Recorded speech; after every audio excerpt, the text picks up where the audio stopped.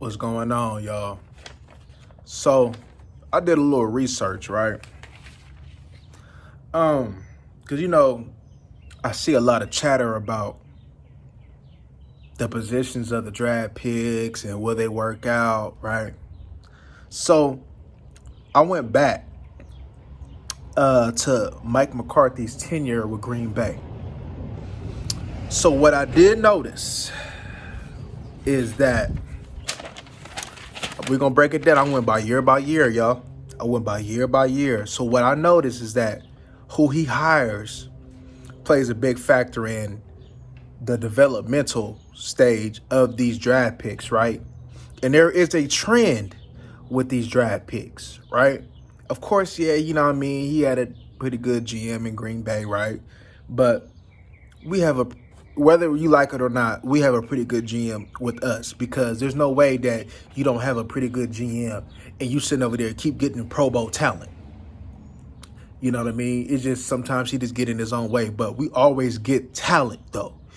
You know what I mean? So the key is to get talent, but also the other key is to get the most out of that talent and to get a certain type of player that fits your culture.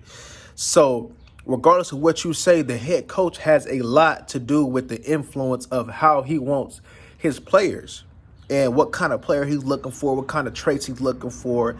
And I noticed that the O-line that we drafted fits a similar build to the O-lineman that was drafted under his tenure. And so let's do it like this, right? So 2008, right? I mean, he went from 06 to 18, but you know how that go, you know what I mean? 2008, Josh Sitton, round 4. You can't tell me Josh Sitton ain't no baller. Round 4. Okay, man, I don't know how to pronounce his name, but he played with Seattle. I don't know how to pronounce his name though, but I know he played with Seattle a little bit though. He was I ain't gonna tell you that he was productive, but he was okay. A swing tackle, he had some starts under his belt too. Round 5, right? Let's go to 2009. TJ Lang, round 4, just like Josh Sitton, round 4, baller. TJ Lang is a baller, right? We had to fast forward to 2010. Brian Bulaga, right tackle. He's a solid player. Got him at the end of round 1, the 23rd pick.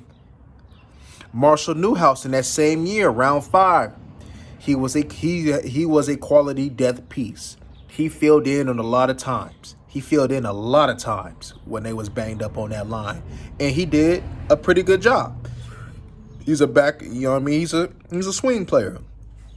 2011, Derek Sherrod. They botched that, round 1. Right? So this was after that bowl, though, right? Because these is players, Sitton, Lane, Bulaga, Newhouse, that I believe that bowl was in 2010 that they won. So, these is all contributing factors, right? Let's fast forward to 2013. David Bakhtiari. You can't tell me he ain't one of the best. Round 4, solid left tackle. Very good left tackle. Does it seem to fit? Do y'all see similarities with who y'all have drafted so far? With Ball, Let's Schmidt, do y'all see the similarities? Because I do. I'm comparing Let's qualities to David Bakhtiari. You know what I mean? We looking like Sitton. It's looking like a Tyler Schmidt. You know what I mean? Yeah, J.C. Treader. Ain't that who y'all want?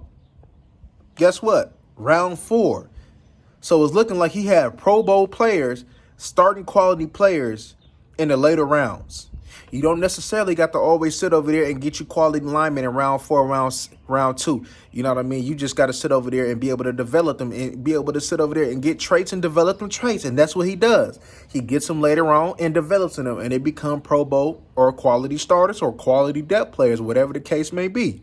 You know what I mean? Because there's sometimes he drafts somebody, for that. You know what I mean? Like you trying to sit over there and cover as many patches on your team as possible with the least amount of money.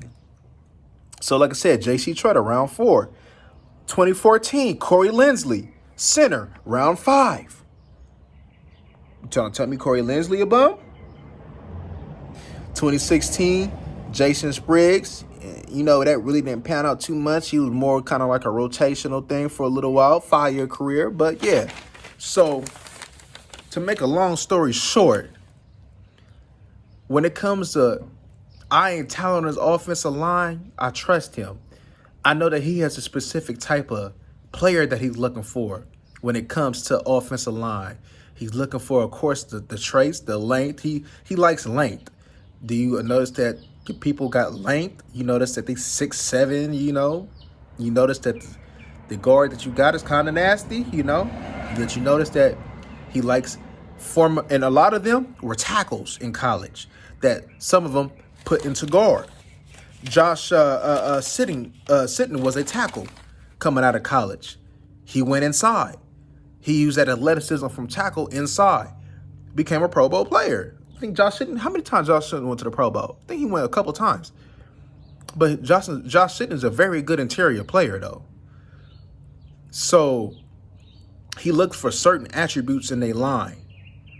Looks for certain traits. And them traits that he looked for back in Green Bay, I see a pattern in the people that he drafted now. So I have all the confidence in the world because with the line that we've been having and the line that he has come from in the past,